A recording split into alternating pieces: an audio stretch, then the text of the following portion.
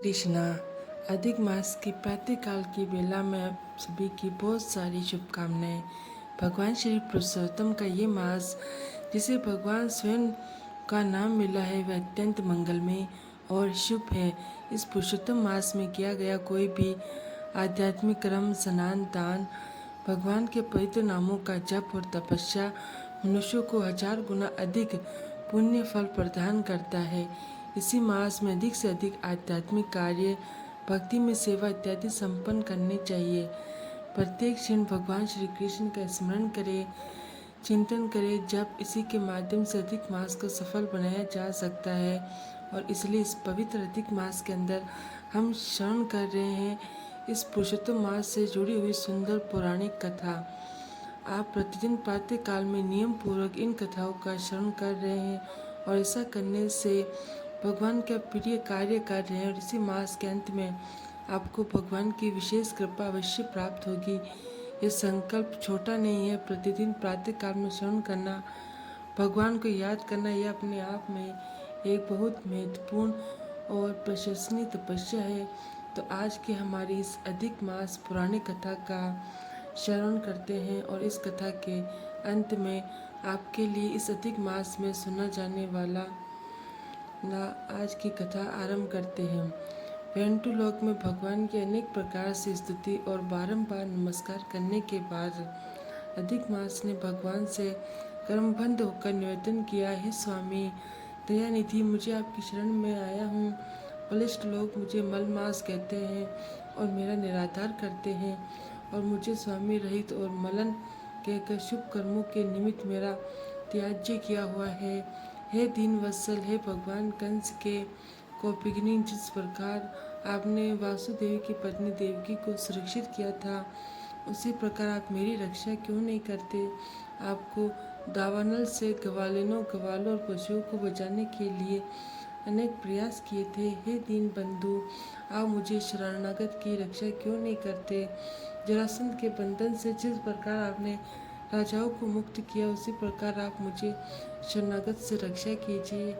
हे दीन वत्सल, हे परम स्वामी, हे ग्रह के मुख से जिस प्रकार आपने गजेंद्र को मुक्ति दिलाई उसी प्रकार शरण में आए हुए मुझ दीन की रक्षा करो, क्यों नहीं कर रहे। इस प्रकार अनेक प्रकार से मलमास ने भगवान श्री हरि से विनती करते हुए कहा, हे प्रभु, मैं आपकी शरण में आया हूँ, कृपया आप मेरी रक्षा कीजिए। अधिक मास की ऐसी करुण पुकार सुनकर भक्त वत्सल भगवान ने कहा, हे वत्स, तुम अति शोकुल हो। ये महान शोक जिससे तुम व्याकुल हो रहे हो वह कौन सा है। कृपया इस शोक का त्याग कर दो, मैं तुम्हारा दुख अवश्य दूर करूंगा। जो भी प्राणी मेरी शरण में आता है उसे कोई दुख शेष नहीं रह जाता। तुम मृत्यु की कामना क्यों नहीं कर रहे हो, क्यों कर रहे हो? स्पष्ट कहो और शांत हो जाओ। भगवान के ऐसे वचन सुनकर मलमास ने दीर्घ श्वास लेकर कहा, हे भगवान, आप आकाश की भांति संपूर्ण विश्व में व्याप्त है। आपसे छिपा हुआ क्या है। अक्षर और अचर सबसे व्याप्त है। आप सर्व साक्षी और विश्व दृष्टि है। निरंजन साकार स्वरूप में सब प्राणी आप में निवास करते हैं। क्षण, लव, मुहूर्त, दिवस, रात्रि, पक्ष, मास आदि सभी अपनेपन स्वामी से आदेश पाकर सदैव निर्भय आनंद मग्न रहते हैं। लेकिन मेरा कोई स्वामी नहीं, मेरा कोई नाम नहीं, ना मेरा कोई आश्रयदाता है।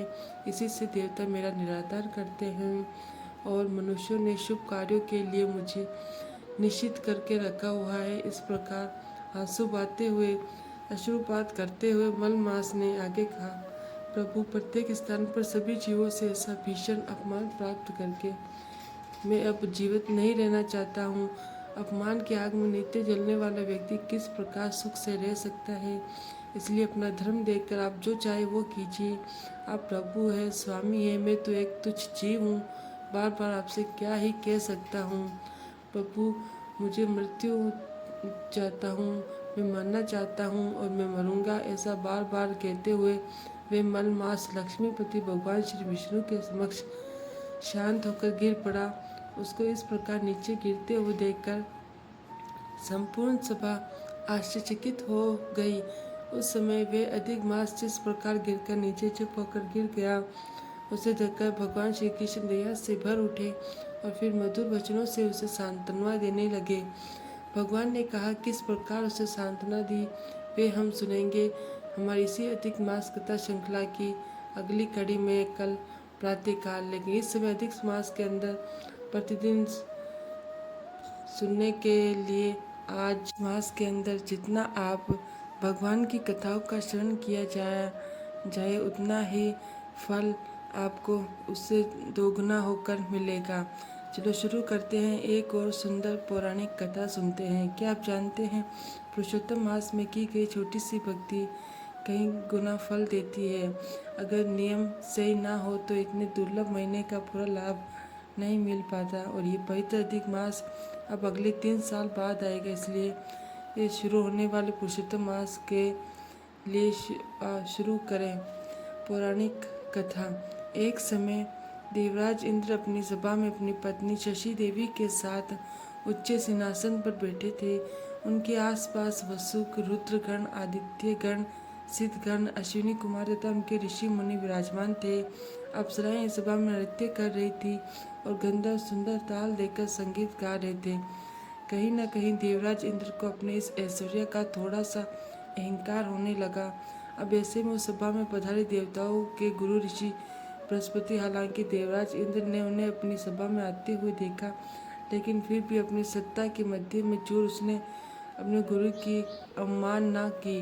ना तो इंद्र अपने स्थान से उठे, ना ही उन्होंने अपने गुरु को यथोचित आदर सत्कार किया।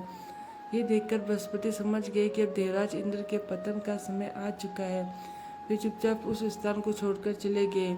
जैसे ही गुरु बृहस्पति वहां से अदृश्य हुए तो इंद्रदेव को भी अपनी भूल का भान हुआ और अपने ही इस दुष्कृत पर पश्चाताप करते हुए कहने लगे, ओ ये मैंने कितना दुर्नित कार्य कर दिया। मैंने अपने भौतिक ऐश्वर्य के अहंकार में आकर अपने ही गुरु का अपमान किया। इस पाप का प्रायश्चित करने हेतु मुझे इसी क्षण उनसे जाकर क्षमा याचना करनी होगी। मुझ जैसे व्यक्ति सभी लोगों में निंदनीय है जो अपने गुरु का सम्मान नहीं करता। ये सोचकर इंद्रदेव अपने गुरु बृहस्पति के पास क्षमा मांगने के लिए जाते हैं, लेकिन बृहस्पति वहां से अदृश्य हो जाते हैं।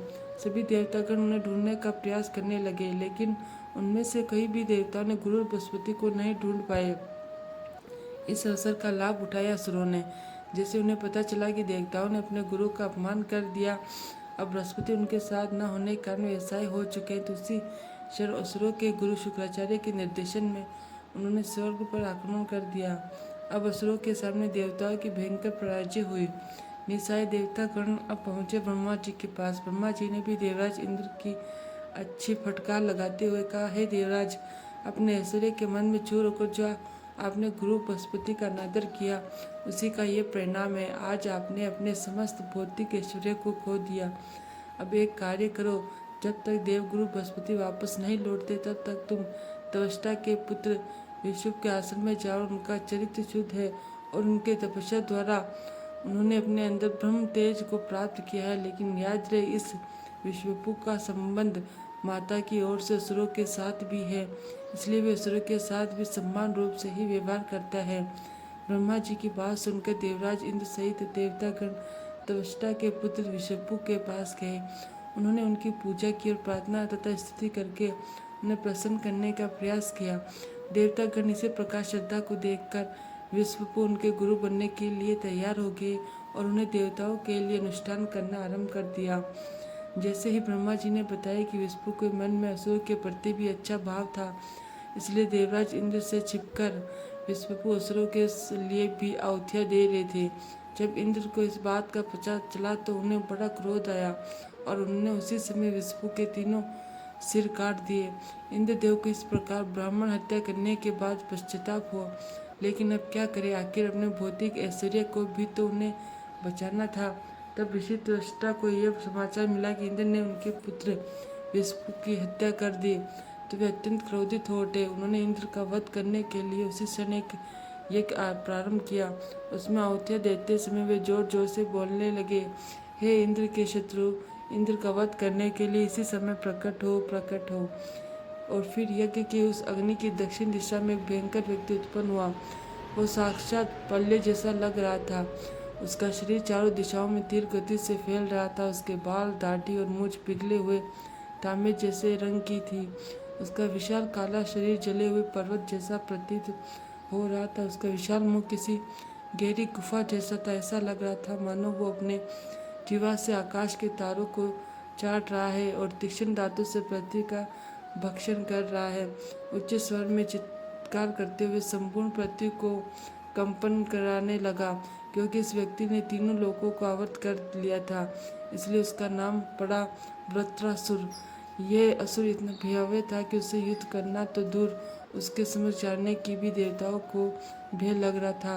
लेकिन फिर भी साहस करके उन्होंने उसके सामने कुछ अस्त्र शस्त्र छोड़े, लेकिन वृत्रासुर उन सभी को निगल गया। अपने पराजय को आंखों के समक्ष देखते हुए देवता आखिर भगवान श्री विष्णु से प्रार्थना करने लगे। उन्होंने भगवान से कहा, है प्रभु, आप सर्वज्ञ हैं और इसलिए हमने आपकी शरण ग्रहण की है। कृपया इस असुर से हमारी रक्षा करें। प्रभु देवताओं की प्रार्थना से प्रसन्न होकर भगवान नारायण ने कहा, हे बुद्धिमानों में श्रेष्ठ देवता गण, जो व्यक्ति मुझे प्रसन्न कर लेता उसके लिए कोई भी वस्तु प्राप्त करना असंभव नहीं रह जाता। इसलिए तुम्हारी इच्छा भी मैं अवश्य पूरी करूंगा। इस समय आप सभी देवता गण ऋषि दधि जी का शरण स्वीकार करें। उन्होंने अपनी तपस्या और ज्ञान से अजय बल प्राप्त किया है और उनके पास एक दिव्य नारायण कवच भी है। उनसे प्रार्थना करो कि जन कल्याण हेतु वे अपने शरीर का त्याग कर दे और फिर उनके अस्थियों से विश्वकर्मा एक अस्त्र का निर्माण करेंगे। उसी अस्त्र के द्वारा तुम इस वृत्रासुर का वध कर पाओगे। लेकिन एक बात याद रखना कि हालांकि वृत्रासुर में तीनों लोगों को निगल जाने की क्षमता है, लेकिन फिर भी वे मेरा भक्त है, इसलिए वे तुम्हें कोई हानि नहीं पहुंचाएगा। अब यह सुनकर देवतागण अत्यंत प्रसन्न हो गए। उन्होंने ऋषि दधि जी के पास जाकर प्रार्थना की और उनसे अपने शरीर को त्याग करने का निवेदन किया। उद्धार चित ऋषि दधि जी ने संसार की सुरक्षा हेतु भगवान श्री हरि के चरण कमलों पर ध्यान केंद्रित किया और उसी ध्यान अवस्था में अपने भौतिक शरीर को त्याग दिया। उनके शरीर से प्राप्त अस्थियों से विश्वकर्मा ने एक तीक्ष्ण अस्त्र तैयार किया और भगवान नारायण ने उसमें अपना दिव्य तेज भर दिया और फिर इस अस्त्र का नाम मिला वज्र, जिसे कोई परास्त नहीं कर सकता। अपने वज्र को लेकर ऐरावत पर सवार होकर देवराज इंद्र वृत्रासुर से युद्ध करने के लिए निकल पड़े। अब असुरों देवताओं के बीच में भयंकर युद्ध हुआ। असुरों ने चारों ओर से अस्त्र शस्त्र की वर्षा कर दी, लेकिन देवताओं ने अपनी शक्ति से उन्हें छिन्न भिन्न कर दिया। पराजित हो रहे असुर देवताओं की शक्ति से भयभीत होकर युद्ध का मैदान छोड़कर भागने लगे, लेकिन वृत्रासुर अभी वहीं पर खड़ा था। उसने ऐसी भयंकर गर्जना की कि उसके भय से ही सभी देवता मूर्छित हो गए। ये देखकर इंद्रदेव को क्रोध आया। उन्होंने अपनी गदा से वृत्रासुर पर प्रहार किया, लेकिन वृत्रासुर ने खेल खेल में ही अपने बाएं हाथ से उस गदा को पकड़ लिया और उसी से इंद्र के ऐरावत पर जोर से प्रहार किया। इस प्रहार से इंद्र का वाहन ऐरावत खून की उल्टी करने लगा, जमीन पर गिर पड़ा। अब इंद्र के हाथ में वज्र छूट गया था, इसलिए युद्ध के नियम अनुसार वृत्रासुर ने इंद्र पर वार नहीं किया। वृत्रासुर की इस वीरता को देखकर तीनों लोक में सभी लोग उसकी प्रशंसा करने लगे, लेकिन वृत्रासुर यहाँ रुकने वाला थोड़ी न था। उसने भयभीत इंद्र को फिर से ललकारते हुए कहा, अरे पतितों में श्रेष्ठ इंद्र, जिस व्यक्ति ने मेरा अग्रज और स्वयं अपने गुरु की हत्या की है, आज मैं उसका वध करूंगा। मैं इसी क्षण इस त्रिशूल से तुम्हारी छाती को बीन दूंगा। उठाओ अपना वज्र और मुझ पर प्रहार करो। तुम्हारा यह वज्र भगवान नारायण की शक्ति से संचालित है, इस पर संशय मत करो। इस प्रकार इंद्र को उत्तेजित करते हुए अब वृत्रासुर भगवान नारायण से प्रार्थना करने लगा। क्यों ना करता, आखिर वे भगवान का शुद्ध भक्त जो था। उसने भगवान की सुंदर प्रार्थनाएं अर्पित करते हुए कहा, नक पृष्ठम नपमेश ने सार्वभौम नरसाधिपत्यम ने योग सिद्धि पुनर्भव समंज सेवा विरहे का ममोतम तम श्लोक जने सक्यम संसार चक्र ब्रह्मत सवकर तत्व्यात्म जदार के शस्कक्तिस ने नाथ भूयात। हे कमल नयन प्रभु, यदि आपके चरण कमलों को त्याग करके मुझे योग सिद्धियाँ या मुक्ति क्यों न मिल जाए, तो भी मैं उसे प्राप्त करना नहीं चाहता। अपने पूर्व कर्म और बंधन के कारण मैं इस भौतिक संसार में गिर पड़ा हूँ, परंतु अब मैं यहाँ नहीं रहना चाहता। मेरी एक ही कामना है कि अब मेरा मन, मेरा चित्त और मेरा सर्वस्व केवल आप में ही आसक्त रहे। मैं एक शुद्ध भक्त की। वृत्रासुर इंद्र के साथ युद्ध कर रहा था, लेकिन वह जानता था कि भगवान नारायण द्वारा प्राप्त उस वज्र से उसकी मृत्यु होगी तो वह अपने भौतिक शरीर को त्याग करके भगवत धाम वापस जा पाएगा। इसलिए वे भगवान की नित्य शुद्ध भक्ति में सेवा प्राप्त करने हेतु अपनी मृत्यु की प्रतीक्षा कर रहा था और उससे विपरीत देवराज इंद्र अपने भौतिक ऐश्वर्य को प्राप्त करने हेतु वृत्तासुर का वध करना चाहते थे। आखिर फिर एक बार वृत्तासुर ने अपने शब्दों द्वारा इंद्र को उत्तेजित किया और उन पर त्रिशूल का प्रहार किया।